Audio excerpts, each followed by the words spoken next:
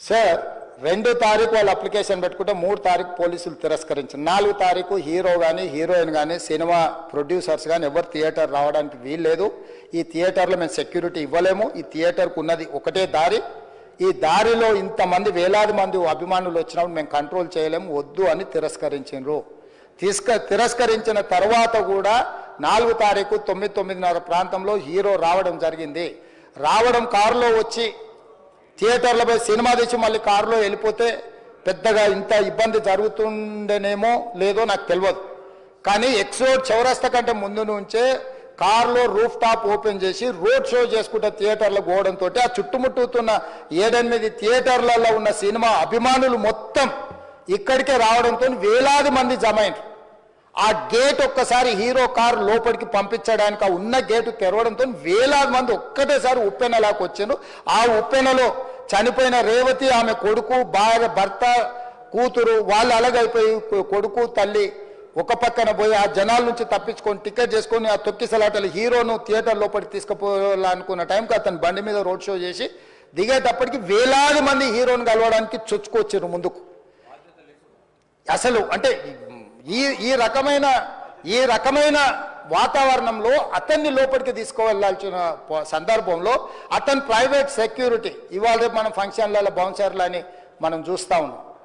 50-60 మంది సరిగ్గా లెక్క తెలియదు, 50-60 అని అంటున్నారు, నెంబర్ 4 ఎక్కువ తక్కువ. ఆ బౌన్సర్లు అందరు మీదికి వచ్చే అందరు అభిమానులను విపరీతంగా అడ్డంగా ఎట్లా పడితే అట్లా తోయడంతో అటు నుంచి అభిమానులు హీరోని చూడాలి, కలవాలని ఒకవైపు నుంచి వాళ్ళని హీరో దగ్గరికే రానియొద్దని ఆయన ప్రైవేట్ సెక్యూరిటీ వెనక్కి నెట్టడం వల్ల ఈ తొక్కిసలాటలో హీరో థియేటర్కి వెళ్ళి లోపలికి వెళ్ళి చూసినాక పోలీసులు ఈ మొత్తం క్రౌడ్ని ఈ మొత్తం అక్కడ ఉన్న జమైన జనాలను అందరిని కూడా తీస్తే ఒక తల్లి కొడుకు అక్కడ శవాలుగా పడి ఉన్నారు.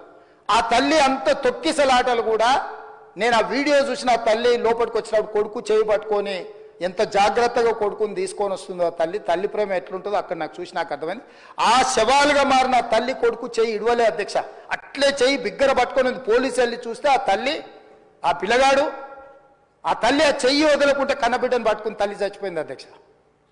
అట్లాంటి సిచ్యువేషన్లో పోలీసులు తల్లిని కొడుకుని హాస్పిటల్కి అక్కడ ఫస్ట్ ఎయిడ్ ట్రీట్మెంట్ చేసిండ్రు. పోలీసులు ఏం డాక్టర్లు కాదు, హుటాహుటిన తరలించిండ్రు. హాస్పిటల్కి వెళ్ళిన తర్వాత తల్లి చచ్చిపోయింది, పిల్లోడు కోమాలు ఉండు.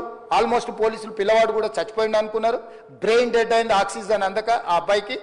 సో ఆ సిచ్యువేషన్లో వెనక్కి పోలీసులు వచ్చి హీరో గారికి విషయాన్ని తెలియజేసి హీరో గారు వెళ్ళిపోతే హీరో ఎందుకు వెళ్ళిపోవాలనుకున్నారు పోలీసులు అంటే ఇంకా వేలాది మంది అభిమానులు అక్కడనే ఉన్నారు.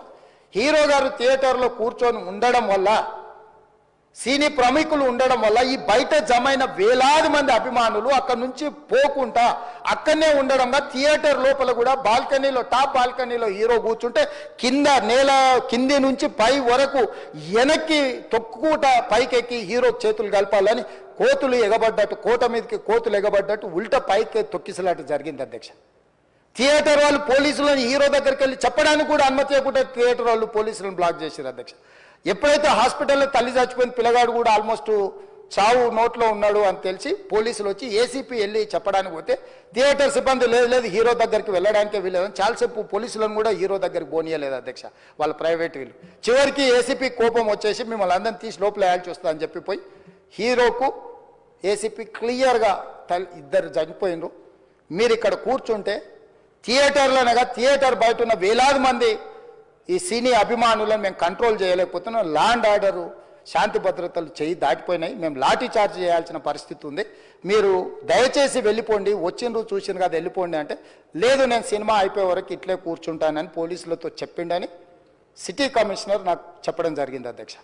అదేవిధంగా ఇంకా కంట్రోల్ కాకపోవడంతో అప్పుడు డీసీపీ పై అధికారి రంగంలో దిగి వాళ్ళ అందరినీ లోపల వాళ్ళు ఎంబడున్న అడ్డుకుంటున్న వాళ్ళను పోలీసులతో జరిపించి చక్కగా డీసీపీ పోయి హీరో గారికి బయట చనిపోయినరు, పరిస్థితి చాలా గందరగోళంగా ఉన్నది, మీరు ఇక్కడ నుంచి కదలాల్సిందే లేకపోతే మిమ్మల్ని పోలీస్ స్టేషన్కు తీసుకెళ్లాల్సిన పరిస్థితి వస్తుంది, మీరు ఇక్కడ నుంచి కదలాల్సిందే అని బలవంతంగా అతన్ని సినిమా మధ్యలో 12 గంటల సమయంలో రాత్రి 12 గంటల సమయం అట్టిట్టుగా ఆ సమయంలో అతను తీసుకొచ్చి బండెక్కిస్తే మళ్ళీ అతను రూఫ్ టాప్ ఓపెన్ చేసి మళ్ళీ చేతులు ఊపుకుంటూ రోడ్ షో చేసుకుంటూ అంటే తల్లి చనిపోయి పిల్లగాడు చావు బతుకుల మధ్యలో ఉన్నాడు, మీరు వెళ్ళండి అని వెనక్కి పంపిస్తే కూడా మళ్ళీ కారులో రూఫ్ టాప్ ఓపెన్ చేసి చేతులు ఊపుకుంటా అభిమానులను సంతోషపెట్టుకుంటా రోడ్ షో చేసుకుంటా అతను వెళ్ళిపోయింది అధ్యక్ష. పోలీసులు కేసు చేసిరు, కేసు మీద థియేటర్కి సంబంధించిన కొంతమందిని అరెస్టు చేసిరు. అరెస్టు చేసి 10-11 రోజుల తర్వాత పోలీసు హీరో గారింటికి వెళ్ళిండ్రు.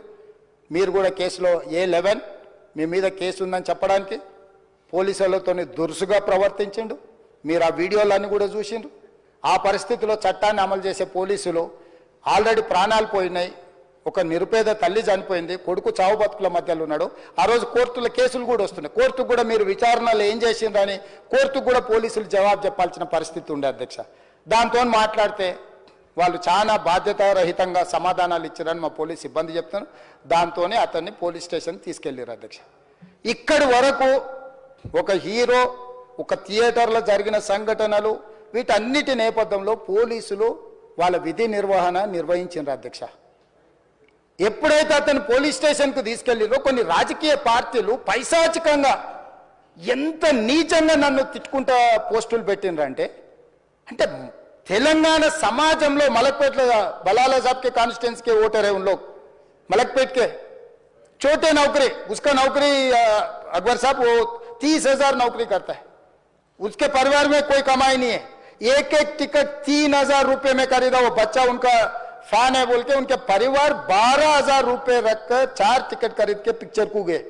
30,000 महीने को कमाने वाले నెలకు 30,000 జీతంతో పనిచేసి ఒక ప్రైవేటు చిన్న దాంట్లో ఉద్యోగం చేసుకునే తండ్రి తన కొడుకు ఆయన అభిమానాన్ని కుటుంబము 12,000 రూపాయలు 3,000కు ఒక టికెట్ 12,000 రూపాయలు పెట్టి సినిమా థియేటర్కి వెళ్తే థియేటర్లో చనిపోయిన 11వ రోజు వరకు వీళ్ళు ఎవరు హీరో కానీ ప్రొడ్యూసర్ కానీ ఎవరు కానీ ఆ కుటుంబాన్ని చనిపోయిన కుటుంబాన్ని కానీ హాస్పిటల్లో చావు బతుకుల మధ్యలో ఉన్న పిల్లవాడిని పరామర్శించడానికి కూడా పోలేదు అధ్యక్ష.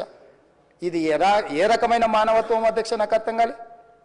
ఇలాంటి మానవత్వం లేకుండా వ్యవహరించిన వాళ్ళను పోలీసులు విధి నిర్వహణలో భాగంగా పోలీస్ స్టేషన్కు తీసుకెళ్తే ఒక ఆయన ట్విట్టర్లో పెడతాడు అడ్డగోలుగా 10 ఏళ్ళు మంత్రి చేసి ఉద్యమాలు చేసినామని చెప్పుకునేటోళ్ళు, ఉద్యమాల సమయంలో సినిమా షూటింగ్లో జరగొద్దని దాడులు చేసిన వ్యక్తులు ఇవాళ అతను భగవత్ స్వరూపుడు, అసలు అతన్ని పోలీసులు ముట్టుకుంటారా? అసలు ఈ రాష్ట్రం ఏమైపోతుంది? రాష్ట్రం ఉంటుందా? ఈ రకంగా రాజకీయ పార్టీలు అధ్యక్ష, రాజకీయ పార్టీలు ప్రజాప్రతినిధులుగా చనిపోయిన ప్రాణాల విలువ లేకుండా చావుకు కారణమైన ప్రత్యక్షంగా పరోక్షంగా అయిన వాళ్ళని పోలీస్ స్టేషన్కు విచారించడానికి పిలిస్తే కూడా అది కూడా తప్పుపట్టి ప్రభుత్వాన్ని బద్నాం చేయాలి, ముఖ్యమంత్రిని తిట్టాలని ఎంత నీచమైన భాష వాడింది అధ్యక్ష. యూట్యూబ్లలో మీరు చూడండి. నాకేముంటుంది అధ్యక్ష? ఏంది ఆ సినిమాకు స్పెషల్ రిలాక్సేషన్స్ ఇచ్చి ఇవాళ సినిమా ఏదైతే వ్యాపారం చేసిందో సినీ పరిశ్రమను ప్రోత్సహించాలని మొదటి వారం అత్యధికంగా సినిమా ధరలతో టికెట్లు అమ్ముకోవడానికి, స్పెషల్ షోలు వేసుకోవడానికి, బెనిఫిట్ షోలు వేసుకోవడానికి ప్రత్యేకమైన అనుమతులు ఇచ్చింది నా ప్రభుత్వమే కదా, మా ప్రభుత్వమే అధ్యక్ష. సినీ పరిశ్రమను ప్రోత్సహించాలనే మా విధానం. ప్రోత్సహించే క్రమంలో తెలంగాణ ప్రజల ప్రాణాలు తీసుకుంటే కూడా వాళ్ళని ఏమనొద్దానంటే మీరు లా చేయండి అధ్యక్ష. మరి స్టేట్కు లా అథారిటీ ఉందో లేదో నాకు తెలియదు, కానీ star, film star, super stars or political stars is having some special privilege. If they murdered anyone also we need not to prosecute or otherwise we need not to book any case against these personalities అని మనం మీరు చట్టం చేస్తా అంటే సినీ ప్రముఖులకు కానీ రాజకీయ ప్రముఖులకు కానీ స్టార్లని ఫీల్ అయ్యే వాళ్ళ పట్ల ప్రత్యేకమైన చట్టం ఉంటుంది, వాళ్ళ మీద కేసులు పెట్టొద్దని మీరు ఏమైనా చట్టం చేస్తే ఆ చట్టం అమలు చేస్తాం అధ్యక్ష. ఈ రోజున్న డాక్టర్ బాబాసాహెబ్ అంబేద్కర్ ఇచ్చిన చట్టం ప్రకారము దీనికి కారణమైన వాళ్ళను ప్రత్యక్షంగా పరోక్షంగా కారణమైన వాళ్ళందరి మీద కేసులు కట్టి పోలీసులు విచారణ చేయాల్సిందే, బాధితులను శిక్షించాల్సిందే అధ్యక్ష. సో ఈ రోజు ఆ కుటుంబాన్ని ఆదుకోవడానికి ఈ రోజు కూడా ఆర్థికపరమైన విషయాల్లో కానీ దీంట్లో కానీ వాళ్ళు ఎవరు పెద్దగా ఆసక్తి, కనీసం సినిమా వాళ్ళు ఒక్కరోజు అతను పొయ్యి వస్తే సినీ ప్రముఖులందరూ అతని ఇంటికి వెళ్ళి అతనికి మొత్తం ఏదో కాళ్ళు చేతులు యాక్సిడెంట్లో పోయినట్టు కన్నీళ్లు గారుస్తారు. ఈ సినీ ప్రముఖులు ఒక్కరైనా హాస్పిటల్కి పోయినరా అధ్యక్ష? నేను సూటిగా తమ ద్వారా సినీ ప్రముఖులను నేను అడుగుతున్నా అధ్యక్ష. తల్లి చనిపోయి 9 సంవత్సరాల పిల్లగాడు బ్రెయిన్ డెడ్ అయ్యి ఆక్సిజన్ అందక 20 రోజుల నుంచి హాస్పిటల్లో కోమాలో ఉంటే ఈ సినీ ప్రముఖులు ఒక్క రోజు కోసం పోలీస్ స్టేషన్ పోయిన ఇంటికాడ క్యూ కట్టి ప్రభుత్వాన్ని తిడుతున్నారు, నన్ను తిడుతున్నారు, అతన్ని పరామర్శిస్తున్నారు. ఏమైంది అధ్యక్ష? అతను కాలు పోయిందా, కన్ను పోయిందా, చేయి పోయిందా, ఏమైనా కిడ్నీలు దెబ్బతిన్నా, ఏమైంది? అతన్ని ఇంతమంది సినీ ప్రముఖులు పరామర్శించారు, కలిసిండ్రు, అభినందించారు. కానీ ఆ పిల్లగాన్ని కనీసమన్నా పరామర్శించడానికి సినీ ప్రముఖులు ముందుకు రాలేదంటే సినిమా ఇండస్ట్రీలో ఉన్న ప్రముఖులు ఏం ఆలోచన చేస్తుండ్రో, ఏం కోరుకుంటుండ్రో నాకైతే తెలియదు. 100% जो भी अकबरुद्दीन ओवैसी साहब ने जो मुद्दा उठाए, वो मुद्दा के लिए मैं ये बात कह रहा हूं, सचमुच बोल रहा हूं, ये शर्म की बात है. 20 दिन के बाद भी इतने, एक दिन के लिए उनको पुलिस स्टेशन को लेकर गए तो हाईकोर्ट भी इमीडिएट अजर्नमेंट मोशन, लंच मोशन ले लिए, उनका बेल भी दे दिए, सब कुछ है. आधी रात को 11-12 बजे अपने लोग बोल रहे थे जेल का दरवाजा खोलो, 12 बजे उनको छोड़ो. अरे भाई कहां है प्रोविजन? कहां से छोड़ू मैं? कोई मेरा घर का मामला नहीं है. मेरा घर का मामला है तो मेरा गेट निकाल के आने वाले जाने वाले को मैं बोल सकता हूं. जेल का दरवाजा मेरा हाथ में नहीं है, कानून के हिसाब से चलाने का है मेरे को. रात 12 बजे अरे वो फिल्म स्टार है उसको छोड़ दो. भाई अगला दिन मैं रहे तो ना फिल्म स्टार को छोड़ने के लिए.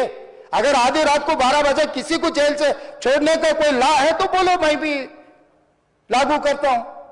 तो इसीलिए ये इतने फिल्म स्टार कोई भी दवाखाना तक नहीं गया, छोटे बच्चे को नहीं देखा अकबर साहब. ये अफसोस की बात है, शर्म की बात है. सचमुच बोल रहा हूं मैं. अगर मैं वहां पर जाके देखने के लिए मैं पूरा स्टाफ और मेडिकल एंड हेल्थ सेक्रेटरी, मेरे कमिश्नर, सब टीम को मैं डिप्लॉय कर दिए. सीता और अपने कमीशन चेयरपर्सन सब लोगों को वहां भेज के मैं continuously I'm monitoring that boy health condition. So ये कैसे, कहां जा रहे हैं हम लोग? भाई उन लोगों को जिम्मेदारी दी नहीं है, हम समझ भी सकते है नहीं है, वो बात अलग है. मगर कुछ पॉलिटिकल पार्टीज 10-10, 20-20 साल जो रिप्रेजेंट किए, मंत्री किए, वो लोग मुझे गाली दे रहे हैं. उसके ऊपर कैसा केस लगाते हैं? वो मेरा दोस्त है. भाई आपके लिए, आपके दोस्त के लिए कोई नया कानून बनाना है तो बनाओ, देखेंगे. अरे आपके दोस्त रहे तो 12 खून माफ है क्या? मेरा भाई के लिए भी माफ नहीं है, आपके लिए कहां से माफ करूं मैं? मेरा परिवार के लिए भी कोई नया कानून नहीं है. स्पीकर साहब, मैं ये कुर्सी में बैठा हूं, जो कानून है, जो डॉक्टर बाबा साहब अंबेडकर जी ने जो कानून दिया, कानून के हिसाब से हम सरकार चलाएंगे. जो अकबर साहब ने जो बात लिखा, कुछ प्राइवेट डिस्कशन है, कुछ पब्लिक विजुअल्स है. जो पब्लिक विजुअल्स में वो वापस जाते वक्त भी हाथ हिलाया, रोड शो किए, आने से पहले किए, जाने से समय पर किए, पुलिस वाले भी उसको जल्दी जाने के लिए कोशिश प्रेशर किए, सब कुछ सच है. मगर उनको तो बेल मिल गए. अभी कानून तो हम मानना ही पड़ता. तो ये हकीकत है, ये सचमुच है, मगर ये अफसोस की बात है. मैं फिल्म इंडस्ट्री जो बड़ा लोग है, मैं उन लोगों से गुजारिश करता हूं, इनह्यूमन नहीं रहना. आप बिजनेस कर लो, आप पिक्चर निकालो, पैसे कमाओ, सरकार से इंसेंटिव्स ले लो, सब्सिडीज ले लो, स्पेशल प्रिविलेज शूटिंग के लिए जो होना है वो मांगो. मगर किसी का हत्या होने के बाद, किसी का जान बचाने के बाद, किसी का जान लेने के बाद आज स्पेशल प्रिविलेज मांगे तो ये सरकार में नहीं मिलने वाले. मैं जब तक मैं कुर्सी में रहता हूं तब तक नहीं देता हूं. मेरा जिम्मेदारी तेलंगाना आम जनता का जान बचाने का मेरा जिम्मेदारी है. उन लोगों के लिए कोई भी तकलीफ दिए, उन लोगों को कांग्रेस सरकार ने, मेरे सरकार ने छोड़ने वाला नहीं है.